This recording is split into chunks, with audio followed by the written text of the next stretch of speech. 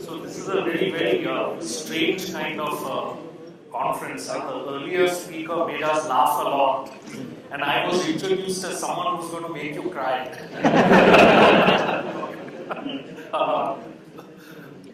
It's actually it's a great feeling actually to stand over here on stage. I come to this auditorium very often to attend a lot of concerts, but the view is always the other way around. You sit there and you watch the stage, and now I'm kind of looking at all of you. So thank you very much for giving me this opportunity to tell you a very interesting story. The title I know is a little. Thank you. The title I know is a little long and maybe a little dreary, but I think it's a very interesting story. And so let's take a look at what we want to really talk about today. When you really think of everything that's happening on the planet, you have to ask yourself that as human beings, where is all our inspiration coming from? I think it's a very basic and a very fundamental question, and maybe sometimes so fundamental that we don't even think about it. Where does this inspiration really come from? In the past, it came from a lot of leadership. So, if you look at, say, India 300, 400 years ago, the inspirations came from all the kings and the maharajas. You just blindly assume that that was the right thing. Over the years, we've actually seen that political leaders, for example, people who are supposed to inspire lots of people like us, are no longer any source of inspiration. In fact, a lot of religious leaders are no longer any great source of inspiration. More and more people are saying, I want to connect directly with my God, I don't want anyone in between. So where does this inspiration come from for a lot of us really working in organizations? My sense is that this inspiration today is coming from the places where we actually work. And that's the reason why I really chose this topic, leadership in the business world for a better planet. Because the reality is, there is no other place where we can really look for greater inspiration than the places where we work. Now the fact of the matter is, does that really happen? And that's a question that we're going to answer through this presentation. So I want to tell you a little bit about the Taj story, because the Taj story is the story I know. I worked in that company for over 2 decades. So I want to share a little bit about that story. It actually started in 1653. I think all of you are familiar with this. That's the Taj Mahal. Yeah. I don't think there's anyone in this room who wouldn't know that. And I guess you also know why it was built. Yeah. It was built by Shah Jahan in memory of his wife, Mumtaz Mahal, and do you know why she died so young? Because he got her pregnant 12 times. And she died giving childbirth. We're a little smarter now, we don't do that anymore. But if you trace back probably the problems of our population, maybe Shah Jahan could be blamed for that. But the Taj was a magnificent monument, and Jamshedji Tata in 1903 built the Taj Mahal in Mumbai. I'm sure all of you are from Mumbai, or many of you are from Mumbai, so you've probably seen the Taj Mahal. I'm sure many of you have been inside, if not inside, probably from the outside. Okay, you can see the similarities between these two buildings. So a lot of inspiration of what really happens on the planet when you really think about it, and that is what we really spoke about. It really comes to us from the great things that people have done in the past. You know, when the professor spoke to us a little earlier about passion, and I heard the same word immediately after the lunch session, it is so evident that what is happening on the planet to a very large extent, people call it technology. But it's actually passion. Technology just happens to be the way it gets manifested today. But it's really passion that drives the entire universe around and around and around. And it is probably Shah Jahan's passion that inspired Jamshedji Tata in 1900, 1903 to build a magnificent building like the Taj Mahal Mumbai. And he did build this building because he wanted to make more money.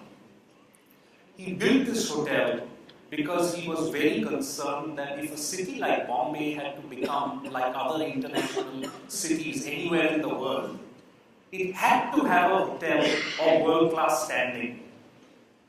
So this hotel was the first public building to be lit by electricity. It had its own soda bottle manufacturing plant. It had the first public laundry in the city. If you've been to the Harbour Bar, it has a license number 1, which is the first bar in the city. Okay? So you can see what passion really does. In many ways, probably what Jamshedji Tata did in 1903 is really gave birth to probably the hotel industry in this country. I mean, he may have not thought of it at that point in time, but that's exactly what he did. And there were many other hotels at that point of time, which in any case don't exist anymore, because we don't even know about them. So it's interesting to ask this question, how things are given birth, and what makes things last for so long. And then the story unfolds when 2008, which is the movie that we spoke about a little earlier.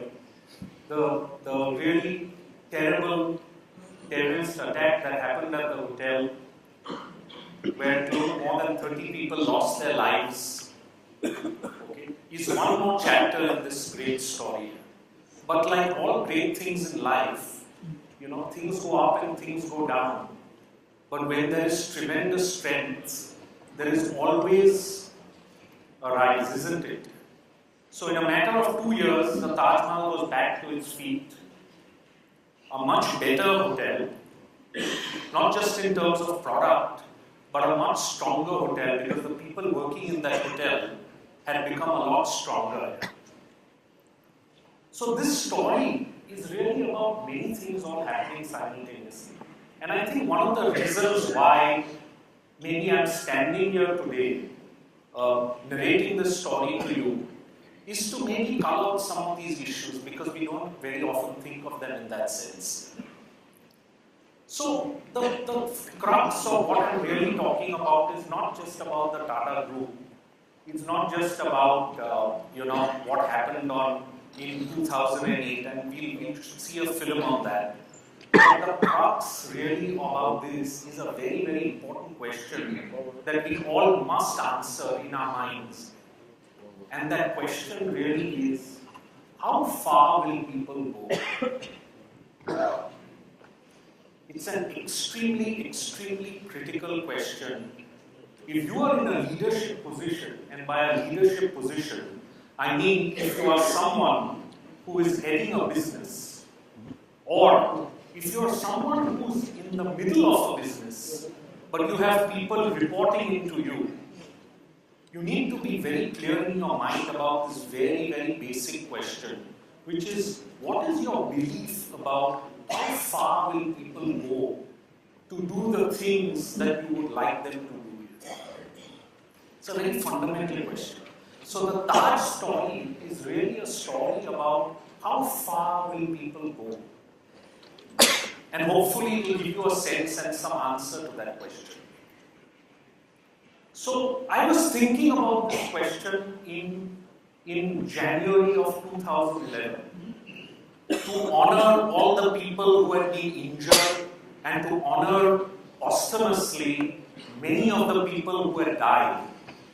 The Tata Group and Mr. Ratan Tata, who was then the chairman of the Tata Group in 2011, constituted these awards called the Ratan Tata Awards for Bravery. And if you've been to the Taj Bombay, those awards were held in the ballroom. I'm sure many of you have been there, must have attended a lot of functions. It's a beautiful room. And there were many categories of awards. And it was my job to read out all these citations. And it was a very, very difficult job. because I was narrating all these small stories of recognizing people who had done amazing things. And at times their families were in the audience. There were many families who had actually lost some of their family members. There were other families that had come in of members who had been very badly injured. And there were various categories of awards. So the first award was Everlasting Gratitude for Bravery of an Exemplary Order. This was given to people who actually lost their lives. And then there were various other awards. And these are the kind of stories that I was reading. For example, Rakesh Chavan, was one of our security guys. And towards the end of the second or third day, while the NSG commandos were evacuating guests from the floors and the rooms, a hotel, incidentally, is a very, very difficult place to flush people out. You know, this is a 600-room hotel. Can you imagine you have to open 600 doors to understand what is really going on inside? And unfortunately, because an event like this had never happened before, probably not just in the history of Bombay or the history of India, maybe the history of the world, our security forces were just not prepared for something like this. So there was very little that they could actually do on their own. You heard about what happened in Paris recently. The entire operation was handled purely by army and the armed forces. There were no civilians involved in handling that situation. But in a hotel, you've got people scattered all over the place, and because you don't necessarily know the property, a lot of our employees were involved in this entire process. So Rakesh was one such person who was shot while opening a door because there was a terrorist inside that room. Then there were telephone operators. Very, very brave women. Women who had children at home. Women who had been evacuated from the hotel but agreed to go back into the hotel because there was no one else to man the telephone lines. And if you could not man the telephone lines, you couldn't warn all the guests who were inside the rooms.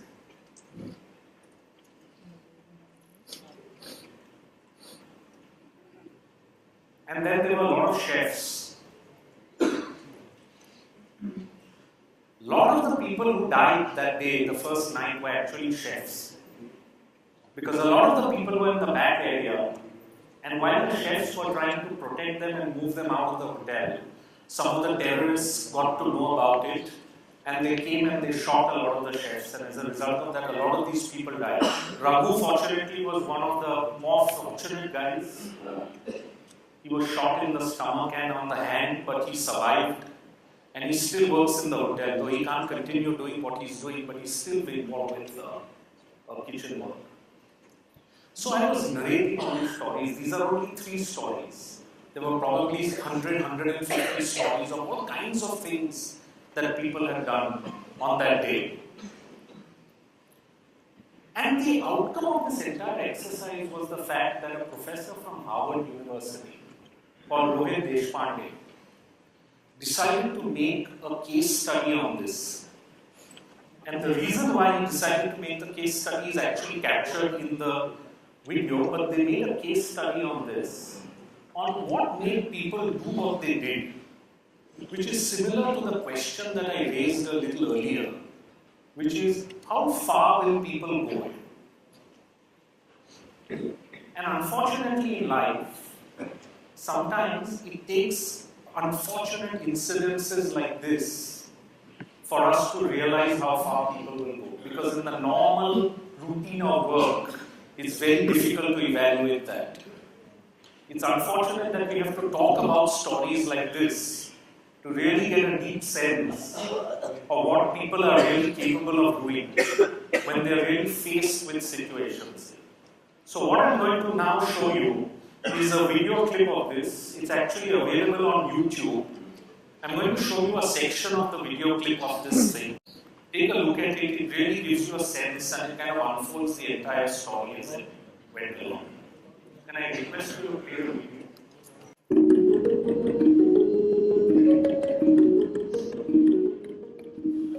On the 26th of November 2008, as you just heard, a group of 10 terrorists attacked the city of Mumbai, what used to be called Bombay, in India.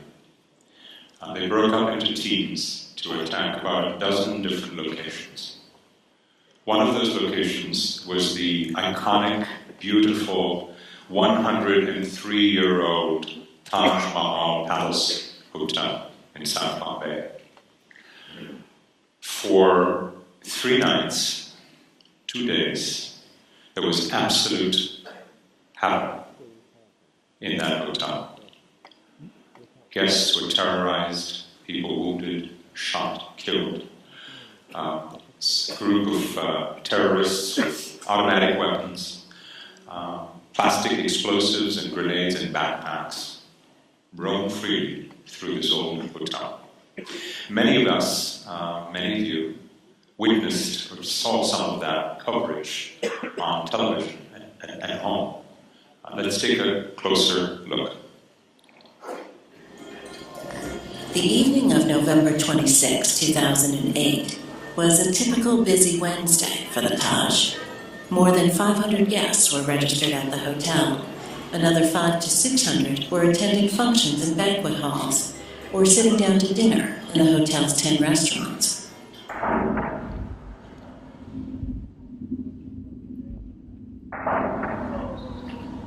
Shortly after 9 p.m., an explosion rocked the Leopold Cafe just around the corner, less than 200 meters from the Taj. 2 young men pulled out automatic weapons and began firing. Crowds at the gateway of India and along the street in front of the Taj panicked, many rushing the doors of the hotel. In the ensuing chaos, 2 heavily armed terrorists circumvented the metal detectors and entered the lobby. They were soon joined by the 2 attackers from the Leopold, who broke through a back door. 9:35 or 9:40 was the first call I got from one of my chefs. And some shooting is taking place. A person has been shot at outside my restaurant. Then we heard another gunshot, and I told him on the phone only, I said, just close all the kitchens, all the restaurant doors. They were banging the door, they were alerting everyone, come out, otherwise we'll shoot you. There were few guests who they were scared and they came out by putting their hands up, and they started hitting them, they started terrorizing them. It was horrible. The situation, the entire scenario was very scary. We couldn't judge at that time what is exactly happening in the hotel. It was a literally war situation. You can hear grenade lobbing around, you can hear the gunshot also. We did not know the scale of the attack. We did not know what exactly was going on, where they were at that moment. And there was total chaos. My colleagues were trapped with guests in various places, asking me what should we do next. So, picture what's happening inside that hotel. There are 500 guests who are registered at that hotel this night of 26th November. There are an additional 600 or so guests who are in various restaurants, attending various banquets and functions. There are about 600 or so staff members on duty that night. Young people, many of them very young, 20, 30-year-old. Some of them, these staff members had only been working for a few years at this hotel. Many of them fathers and mothers, the sole breadwinners in their families with children at home waiting for them.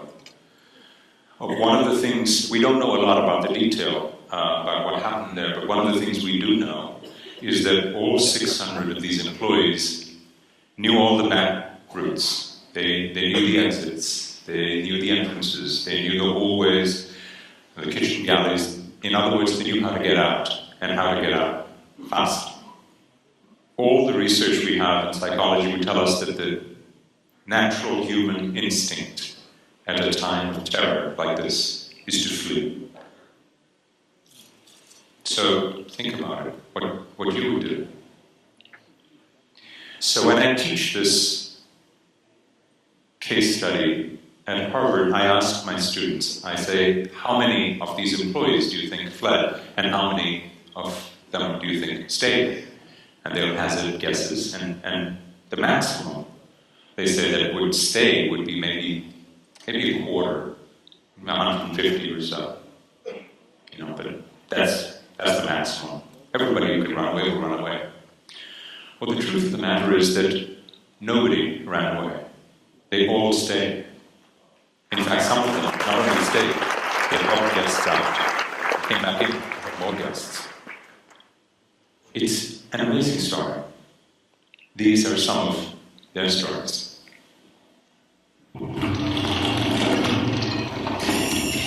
The staff of the Taj stayed on duty throughout the siege, calming frightened guests and assisting in their rescue.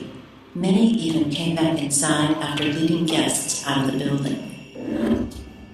Members of the hotel's team of telephone operators, originally evacuated, voluntarily returned to their stations and stayed on all night. They became the hub of communication at that point. They were the ones calling every single guest room, talking to the guests and telling them to stay, don't step out, lock your door. As the terrorists roamed the halls, telephone operators instructed trapped guests to pull their key cards to turn off the illuminated Occupy button in the hallway outside their doors. The attack started at 9:30 in the evening. Till 4 o'clock they were answering guest calls. I think that speaks a lot for a hotel under attack. Among the guests at the Taj that night were members of the Global Board of Directors and senior management team of Unilever, who had gathered along with their spouses to honor incoming and outgoing CEOs. So we had this really elaborate 7-course meal, and that was sort of setting the mood. There was warmth, there was laughter, there was a perfect setting for a nostalgic farewell and a perfect setting for a nice welcome. And I heard what seemed to me, which is an untrained ear, like firecrackers in a hotel.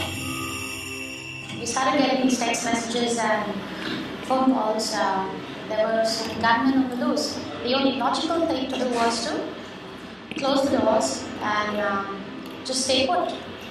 Malika came to us and said, we think there's a problem. We're not sure what exactly it is, but I request all of you to be on the ground right now. The level of calm and composure that the staff displayed was amazing, was absolutely amazing, because they had the presence of mind to even advise us saying, couples please separate, don't stay in the same place, just be in different corners of the room. 65 lives at stake, so can't take a chance. So obviously we were in touch with security all the time and had a lot of alcohol in the room, so that helped a little. This went on the whole night. We were on the floor with our hearts in our mouths, with debris falling all around us, and noises of firecrackers all around. And all through, the staff kept their composure, kept coming to us saying, do you want some water, do you want something? Well, I was scared, but there was something more important to be done. And this went on till 4 or 5 in the morning when the room filled with smoke. So we had no choice but to find a way to escape. The entire corridor outside the hall was on fire, so there was no way we could get out. The fire guys were outside and they were dousing the fire on the 6th floor. And we happened to see Mr. Khan downstairs as well. So he sort of ushered the fire guys to us.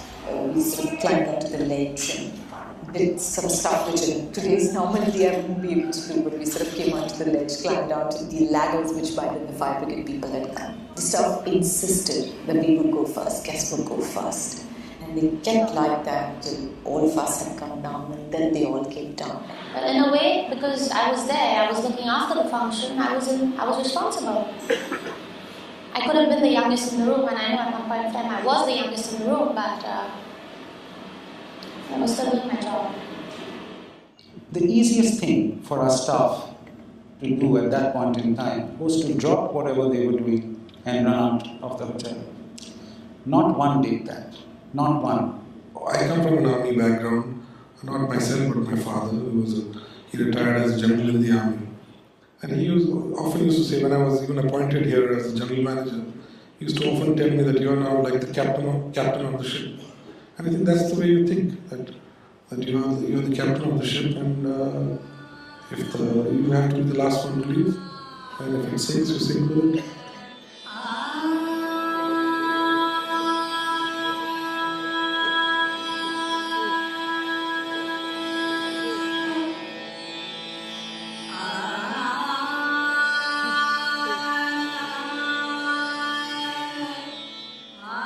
At some point, our kitchen brigade decided that it looked like a lull in the thing, and they could be taken out from the back of the kitchen through the fire exit to the back road. And our chefs had formed a human chain to escort people in the darkness down those stairs. And as hundreds of them were being evacuated, somehow two of those terrorists got to know that this was happening. And the terrorists arrived there and saw these chefs lined up, herding people away, and there was mayhem. They cut loose, and that's where we lost our biggest numbers there. We had 5 or 6 of our chefs gunned down, but they took the bullets. Said that they risked their lives in just making sure the guests were safe. I don't think we would have made it out of the hotel without the support, the assurance, the constant service orientation that the staff provided, without doubt, which is why we continue to be so grateful to them. I can't explain it. There were no manuals, there were no instructions for what should be done in the circumstances. So what seems to have happened is individuals, from the waiters to the managers of the restaurants, all had this goal of let's get the guests to safety. To reiterate, 500 registered guests, 600 guests in restaurants and banquets, like that Unilever board event that you just heard about. 600 employees. 1,700 people that night. Of those 1,700, over 1,600 escaped safely. Only 34 people died. Of those 34, fully half were staff members of the hotel. So, when we were working on this case study, I asked senior management how this happened, why this happened, what explains the behavior of their staff. These are young people. Malika Jagat, the banquet manager for the Unilever event who you saw speaking, 24 years old. What explains it? And you heard, they can't explain it. Senior management. Mr. Ratan Tata, head of the Tata group of companies, they own the Taj hotels, he couldn't explain it. So I teach this at Harvard. I bring this case study back, and I teach this at the Harvard Business School as a case study of leadership from below. You know, we teach usually about leadership as being something at the top, that it filters down. This is leadership from below. It's just amazing. And I ask my students, how do you explain it? And they have plausible explanations for the behavior of the employees. Some of them say, well, it must be the culture, the national culture of India. You know, it must be something in the value system there that is good. And in fact, there is. It turns out that there is a value or a belief that says a guest is to be treated like God. When a guest enters your home, treat her or him like God. Atithi Devo Bhava in Sanskrit. Other students say, no, it's not national culture, it's corporate culture. If the Taj Hotels is owned by this family, the Tata Group, they have a long history in India of very benevolent human resource policies, a family of integrity in their business dealings. It's the corporate culture. And others say, no, it's not that. This happened at a hotel. It's the industry culture. It's hospitality. Employees are trained to serve customers. So that's what's going on. All of these are very plausible. So, along with another colleague, I decided to go back into the Taj Hotel company records to try to understand their human.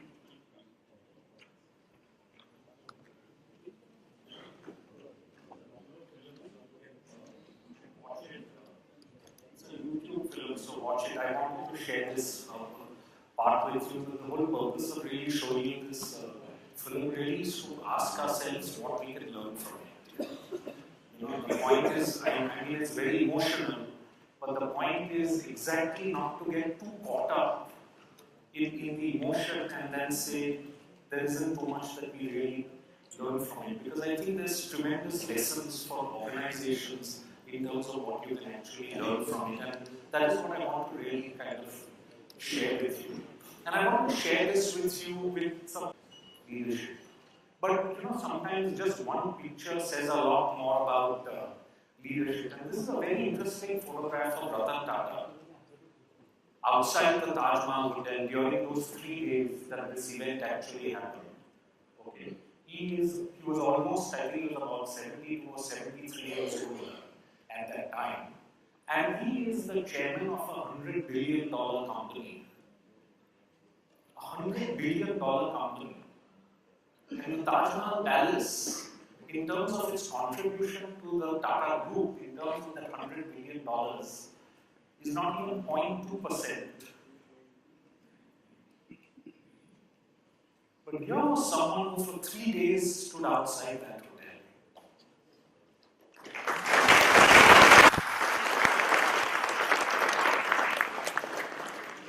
So I like this saying very much because I think when we talk about leadership, we're very often saying that to be a great leader, you have to communicate effectively.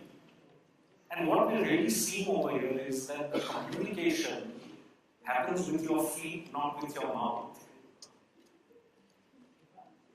And the reason why I'm emphasizing this point really is to really understand this whole thing about when we talk about the fact that we want to push people to do certain things.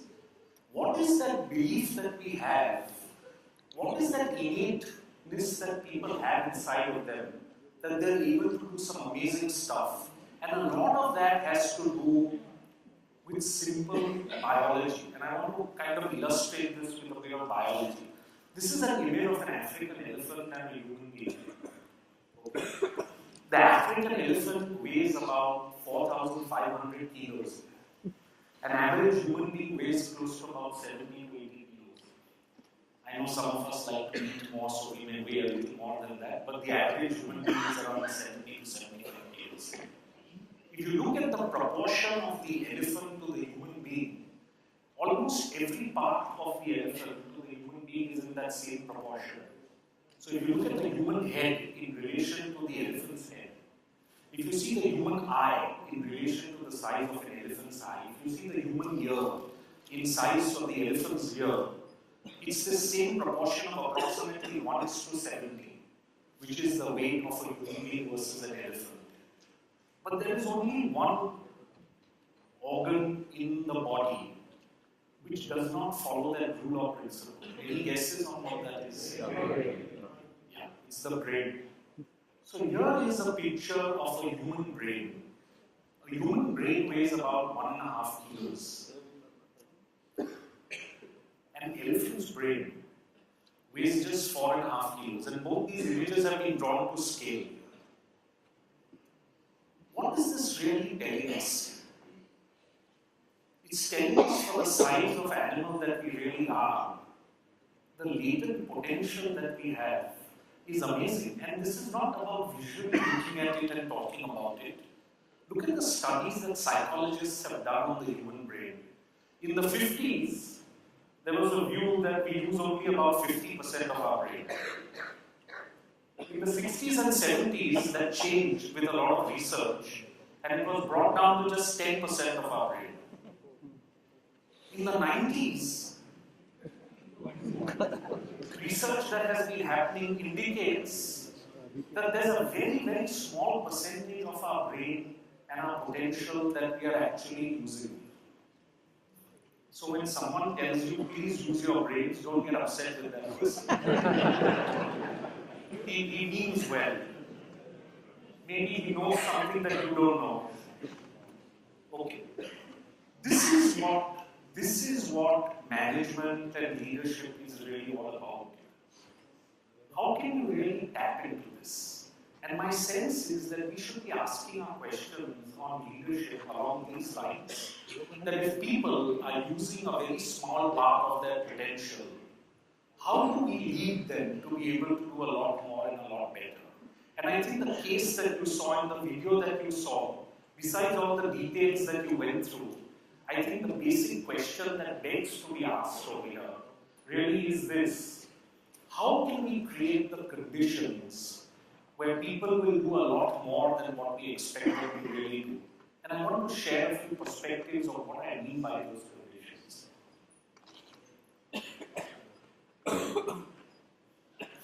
The first condition, I think we are all familiar with, Mahatma Gandhi, and this is a very beautiful quote where he talks about the fact that achievement is possible only when emotions run ahead of reason.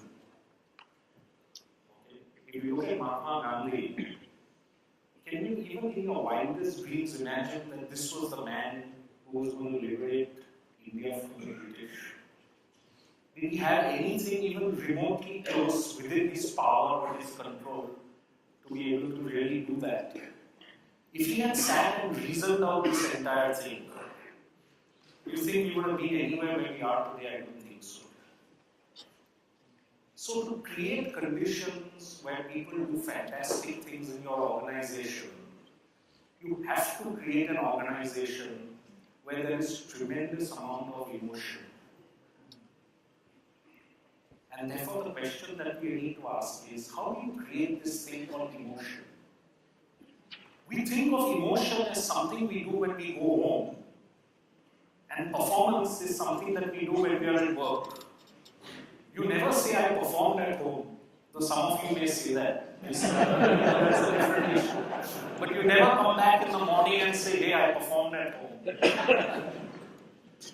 You always talk about performance in the place of work and emotion at home in your private life. But really, the fact of the matter is that the great organizations achieve tremendous amount of stuff through pure emotion. So what creates that emotion? Daniel Pink in his book Drive says it very beautifully. Human beings are intrinsically motivated purpose maximizers, not extrinsically motivated profit maximizers. What is it that most organizations focus a lot of their attention on? There's such a strong belief that to get people to do great things, you have to pay more. Isn't it? There's such a strong belief in the corporate world that to achieve phenomenal results, you have to pay more. But a lot of what we're really looking at in organizations is the fact that people get very deeply motivated by purpose. It drives them internally a lot more. I can assure you that the people working at the Taj, including me, are nowhere close to being paid as much as many other companies and many other hotels. I'm quite certain that the people working in that hotel in 2008 were probably paid a lot less than many other hotels in the country. By that rationale and by that logic, they should have done nothing. So purpose drives people to do amazing things. And as a businessman, no matter how large or small your business is, or as a leader, you have to really ask yourself this question: what is the purpose that I'm really driving my people towards? This is the Tata Group purpose which really drives people. Okay? You'll notice that profit is not something that features in any significant way over here. You'll notice that there are no numbers, there are no targets. And the reason I really put this up for you to read is to maybe offer you a thought or a suggestion of the question that Rohit Deshpande raised. What is it that made people do what they did? My assessment is that they felt they were working for an organization that was much larger than life. And when you're part of something that's much larger than life, your behaviors adapt accordingly. When you're in the armed forces, you work for a purpose and a cause that's much larger than life. In fact, a cause that's much larger than your own life. It's not the money, it's the purpose that drives you to do things that an average civilian citizen wouldn't dream of doing.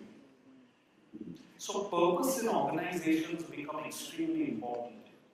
If you define the purpose of your organization in a very narrow way, then you're going to get behaviors that are very, very narrow in people. We heard about Henry Ford from the professor a little earlier, and this is a really good saying too. The purpose of a corporation is to do as much good as we can, everywhere for everybody concerned, and incidentally to make money. Very often the other way around, isn't it? Okay. Look at CNBC channel. If you watch CNBC and you see the stock prices, all you see is our numbers, quarterly numbers. There is just almost zero conversation about the good that organizations do. And as a result of which, we are all convinced into believing that at the end of the day, what really matters is profit and really nothing else. After the 2008 event, the Tata Groups instituted the Taj Public Service Welfare Trust. In fact, it happened within a week or 2 weeks of this event. And the purpose of setting up this trust was really to create a corpus of funds so that in future, if an event like this happened again, any kind of calamity, whether a terrorist attack or a national calamity, the Tata Group would be able to reach out and help people in those kind of situations. So the office of the trust is on the same floor as my office, and very often I see widows of people who were killed at VT station, the taxi driver whose taxi was blown up and killed, coming once a month to collect a paycheck that can be used either for her children's education or for medical health that might be required for people who actually need injured.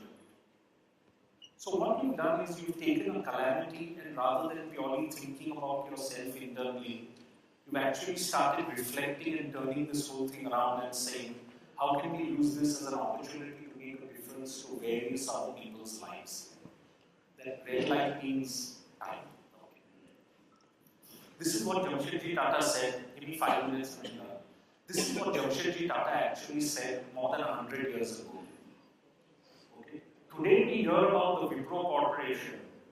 Okay. We hear about Bill Gates and Melinda Gates Foundation. These are people who made large amounts of money and then gave it away much later in life. Jamshedji Tata did it when he started building his businesses. There's a big difference between the two. When you have huge amounts of wealth and you've got everything and you say, I need to give back to society, versus someone who in the process of creating wealth believes that wealth must go back. And I like this quote from J.R.D. Tata where he says, the cycle is thus complete. What came from the people has gone back to the people many times over.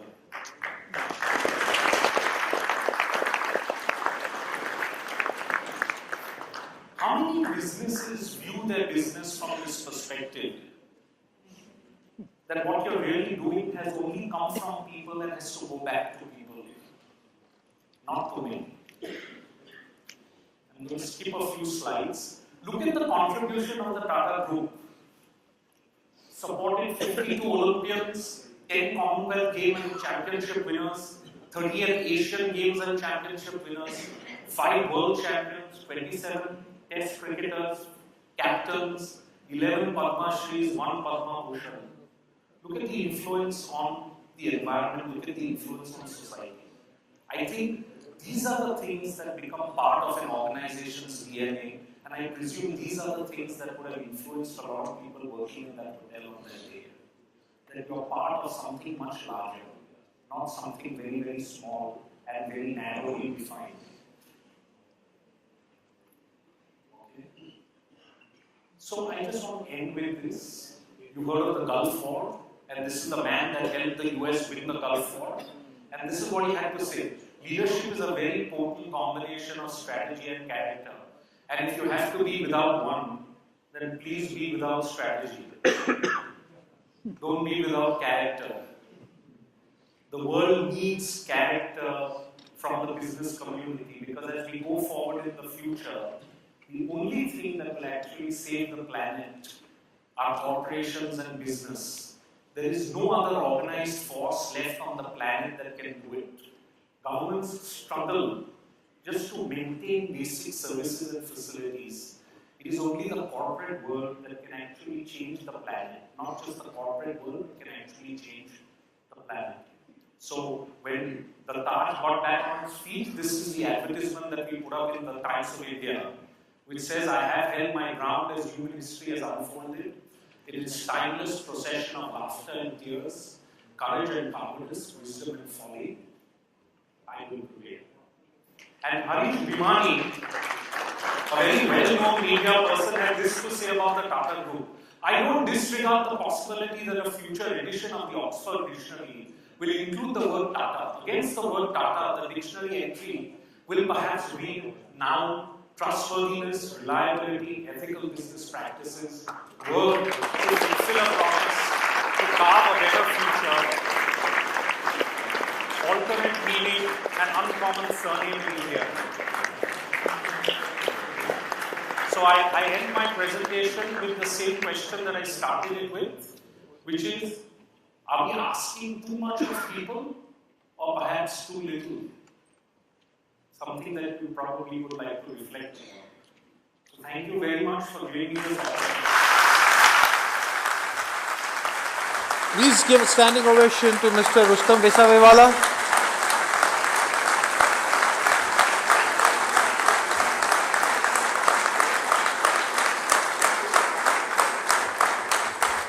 Story of courage, story of values, and a lot that we can learn from this and imbibe in our daily life, not just in our businesses. I request Mr. to please come on stage and honor Mr. Rustom Vesavevala. Again, a big round of applause, please.